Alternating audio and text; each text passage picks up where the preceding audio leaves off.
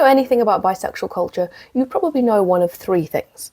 1, we love denim, even more than Canadians.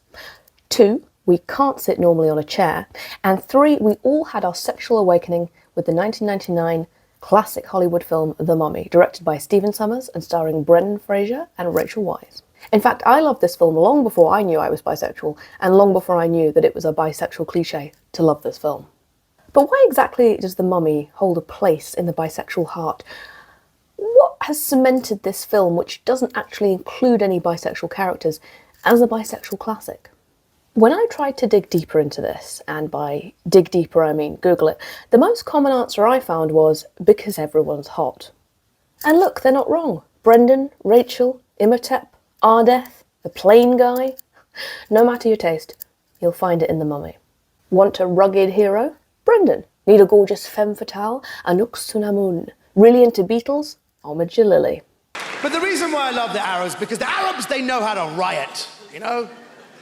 Whenever there's a riot in the Middle East, the next day, regime change. In Britain, there's a riot, the next day, the middle classes with brooms tidying up. Does everyone just... But the thing is, I'm not sure that this is the reason that this film has entered the annals of bisexual culture. I'm not sure I find everyone in this film is hot a compelling argument. Lots of people in lots of films are hot. It's kind of what you have to be in a big Hollywood blockbuster.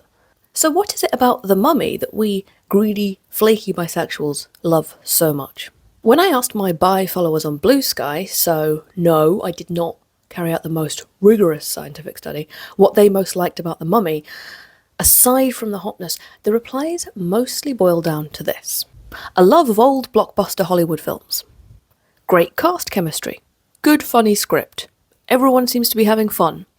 Nerd-himbo combination.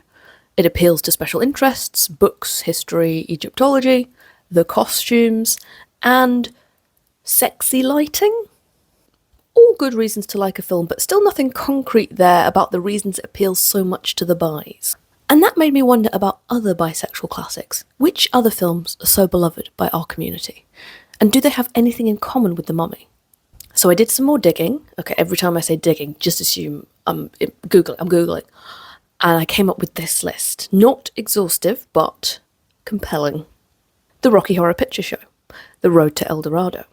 Mulan. A Knight's Tale. Some Like It Hot. Cabaret. And Van Helsing. And I could do a whole other video on Van Helsing and Stephen Sommers' oeuvre and how he's responsible for 90% of bi film enjoyment, but that's the topic for another time. Thank you, St. Stephen, for your work. I totally see how Gen Z influencers like holding these tiny mics in their hands. I had it clipped here and then I realised my necklaces were making a noise. I was genuinely going to do like it properly, but it's a tiny microphone for a mouse. This is a lot of fun. Now again, this isn't an exhaustive list, so if you're bisexual or pansexual and you're watching this and thinking, hey, those aren't my favourite films, that's because I specifically chose films you didn't like to annoy you. But as a group, they certainly merged to create a vibe, shall we say. So let's get into it.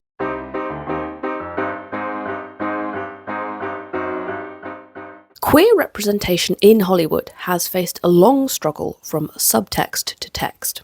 In Golden Age Hollywood, an industry dominated by the Hays Code, the mere suggestion of non-heteronormative relationships spelled career death for any director, producer or actor complicit in a film's creation.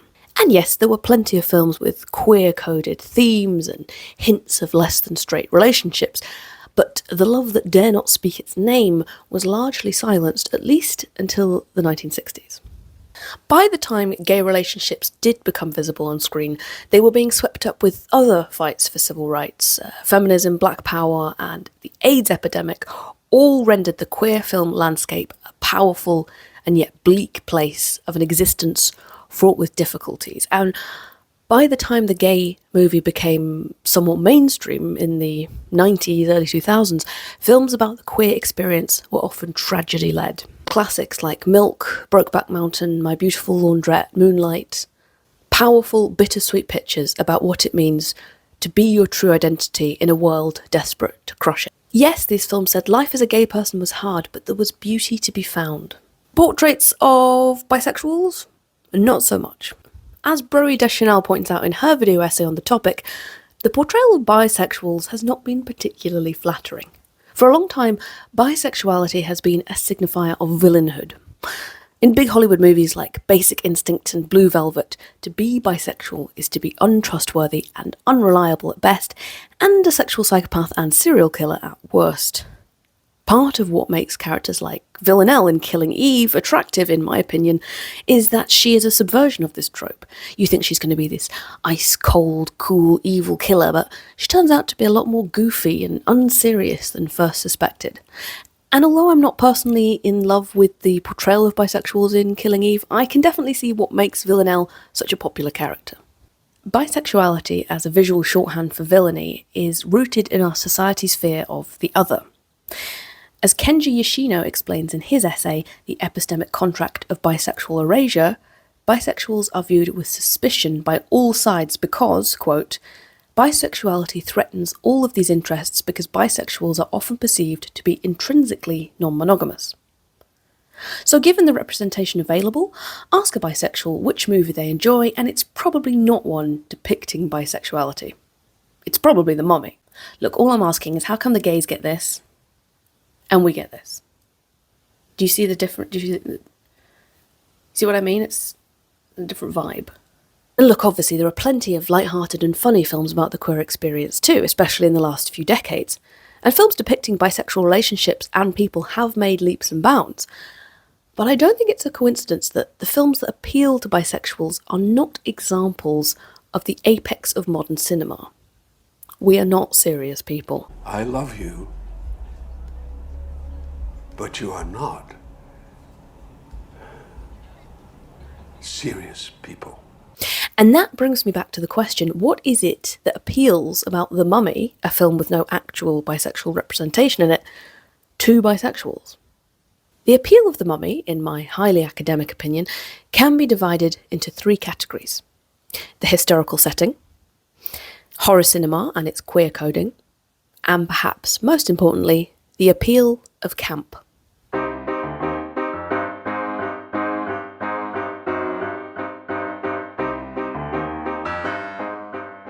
The Mummy takes place in the mid-1920s and combines two extremely popular tropes, the Roaring Twenties and Egyptomania.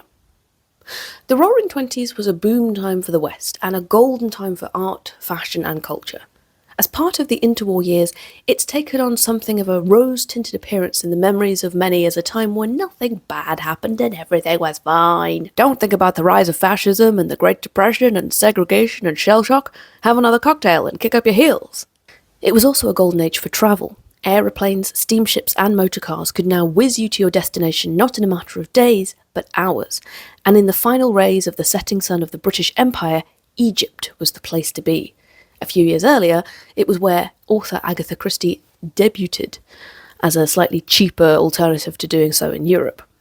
In short, for white Europeans and Americans, the 1920s appeals as a rip-roaring time of cocktails, fast cars, and foreign adventure. The 20s and 30s were also a time in which queer experiences began to be more openly explored in art and culture.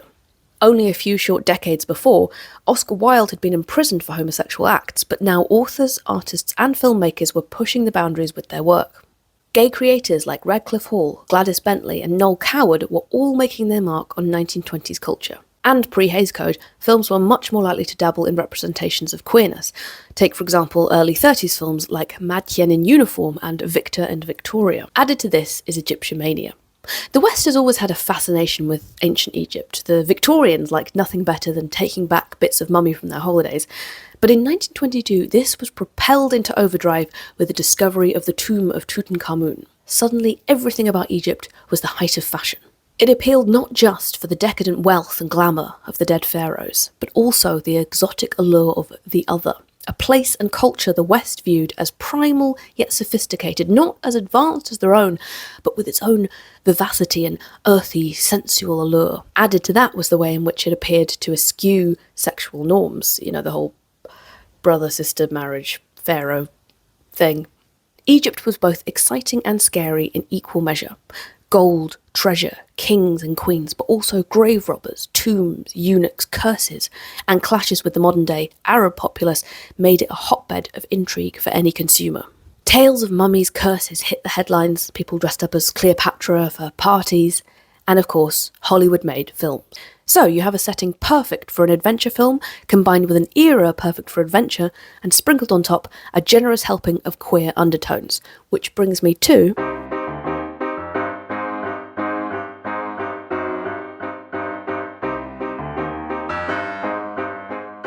As you probably already know, Stephen Sommers' The Mummy is in fact a remake of a much earlier film from 1932. This pre-code The Mummy was a sister film to other classic Hollywood horror, including Dracula and James Whale's Frankenstein.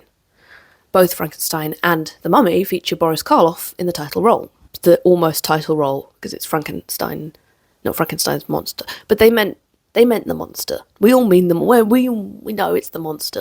The original Mummy film is a classic, although sadly lacking in Brendan Fraser himbos bopping the undead over the head with lit torches.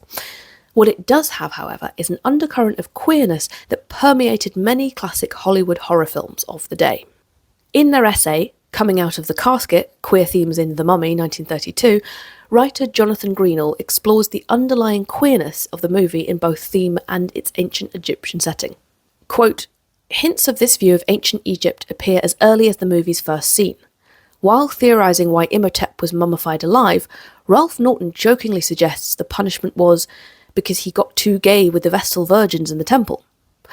While this movie predates the modern use of gay, and the joke is based on heterosexual relations, the fact that the film so quickly and casually seeds the idea of ancient Egypt being a place of transgressive sexuality shows how ancient Egypt was seen in this era, a perception that informs the entire film's approach to its central conceit.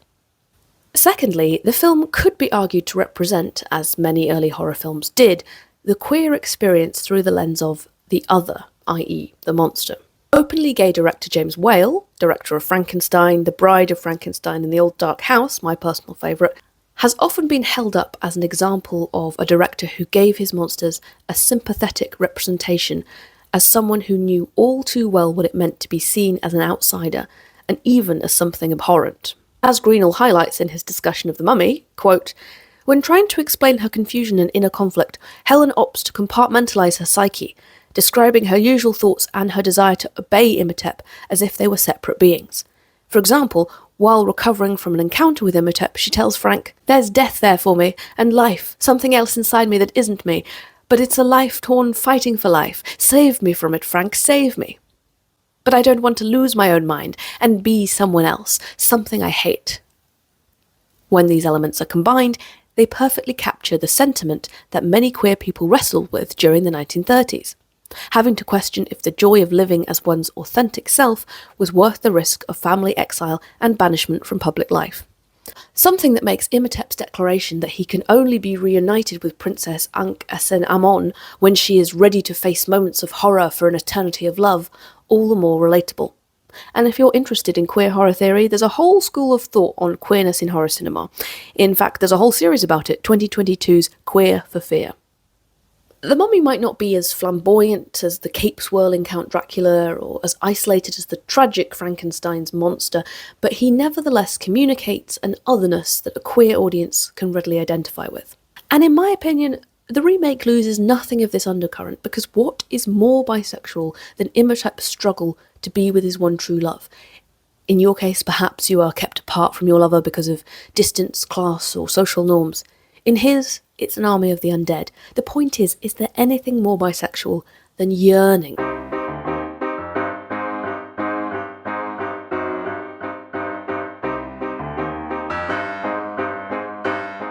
And now for the obligatory inclusion of Susan Sontag's 1964 essay, Notes on Camp, because I'm not clever enough to use anything else. In her essay, Sontag defines camp as an exaggerated spirit of extravagance in which everything exists in quotation marks. It's not a lamp, it's a lamp. Quote, "Camp is art that proposes itself seriously, but cannot be taken altogether seriously because it is too much. Camp is the glorification of character, a person being one very intense thing." Camp, in my opinion, is the perfect word to describe The Mummy, and also a perfect encapsulation of the bisexual experience. The Mummy, taking its inspiration as it does from classic Hollywood, is an almost textbook case of a camp film. Big, sexily lit set pieces, Oh, I see what they meant now about sexy lighting. Gravity-defying action scenes, women walking around covered in gold paint and not much else, a soaring orchestra score. It's desert opera in the way that Star Wars is space opera. It shows you a story that's been blown up to 10 times its normal proportions and then covered all over in hieroglyphics. I mean, look at Omega Lily eating his way through Rick's execution scene and tell me it's not a camp film. Watch Evie knock over an entire room of bookshelves and then bite her lip awkwardly and tell me it's not camp. Watch John Hannah pop out of a casket holding a skeleton and tell me it's not camp. Also, I only realised I was rewatching the film and it was the first time I saw that this scene where she's on the ladder, it's like definitely not Rachel Weisz, it's definitely a stuntman dressed as Rachel Weisz, and like once you know that, it's super obvious. So if The Mummy is camp, why does it appeal more to bisexuals than the common or garden gay? It occurred to me while attempting to research this just how little insight or academic speculation there is on the connection between campness and bisexuality, because although campness is often associated with gay culture, it can be applied to anything and any sexuality. And in my opinion, camp has a lot more in common with the bisexual experience than anything else. Take, for example, the number of famous camp bisexuals that have existed throughout history. Freddie Mercury, David Bowie, Dusty Springfield, Lady Gaga, Josephine Baker, Janelle Monáe, Oscar Wilde, Frida Kahlo, Vincent Price, all people, I would argue, whose lives and art contain elements of camp, intentional or not. And the reason that I think bisexuality and camp go hand in hand is, as Sontag said, that like camp, we bisexuals are constantly trying to be taken seriously and utterly failing. Like camp, we exemplify the artificial, because to be bisexual is always to include an element of artificiality. You are masking for whatever group you're with. You're always slightly out of step with the norm. You're always putting on a performance, a show. You know, you're too straight for the gays and too gay for the straights. You exist in a space surrounded by quotation marks. You're not bisexual, you're bisexual. You're not dead, you're undead. I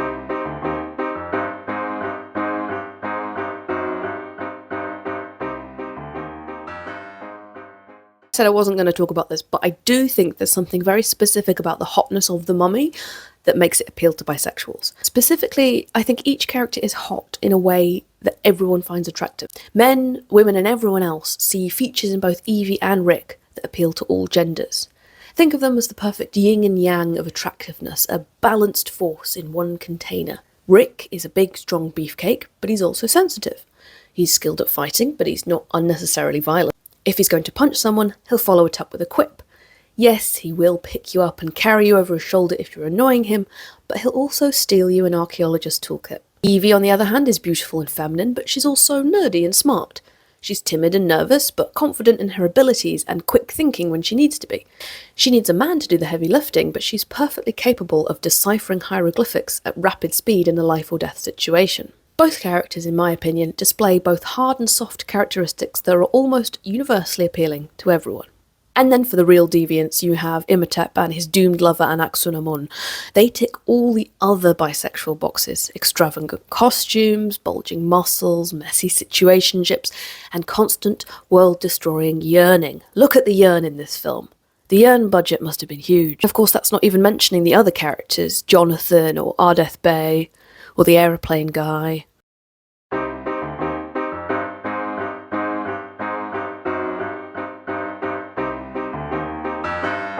While mulling over the notes for this essay, I tuned in to watch my favourite BBC game show, not The Traitors, everyone's favourite 90s comeback show, Gladiators. And I was halfway through Gladiators when I remembered that this show is also something of a bi icon. Stuffed full of hotties in tight lycra, engaged in mild peril, tick, tick, tick. And look at the colour scheme, they knew who they were appealing to. Like The Mummy, Gladiators is an action-packed drama full of hot people in tight costumes. It's wrestling if the machismo was dialed down and the prop budget was tripled. And that's when it hit me. Why do bisexuals like The Mummy? Because all we want is to be a little bit hot and a little bit goofy. In a world where we are distrusted, painted as psychopaths, or simply believed to not exist, I'm not even sure bisexuality exists. I think it's just a layover on the way to Gay Town. I'm hearing this right now. Bi, I don't know. Bisexual is a term that gay guys in high school use when they want to hold hands with girls and feel like a normal person for a change. being ourselves can be exhausting.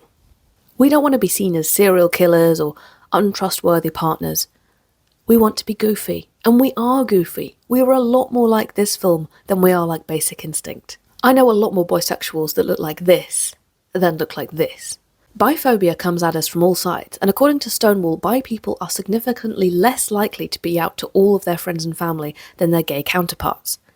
We're also more likely to experience self-harm and depression. The stigma around bisexuality has not gone away, and the desire to soften ourselves, to make ourselves fun and non-threatening, feels perfectly matched to the pure silliness of this film.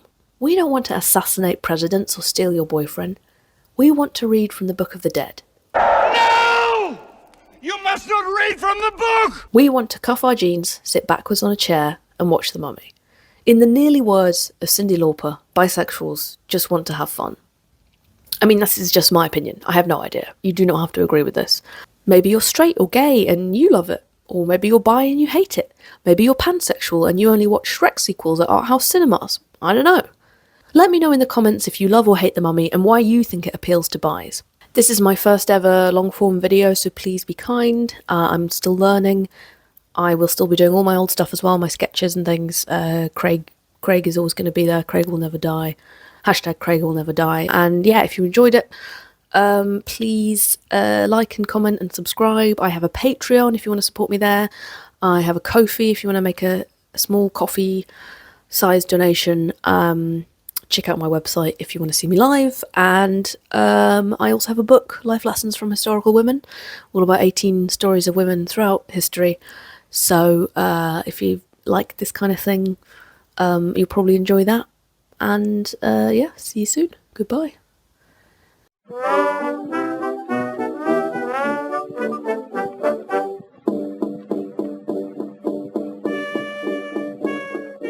Hey, mister. Yes? Can you tell me where King Toot Toot and Come In Tomb is? Why, tut, tut, tut, my boy.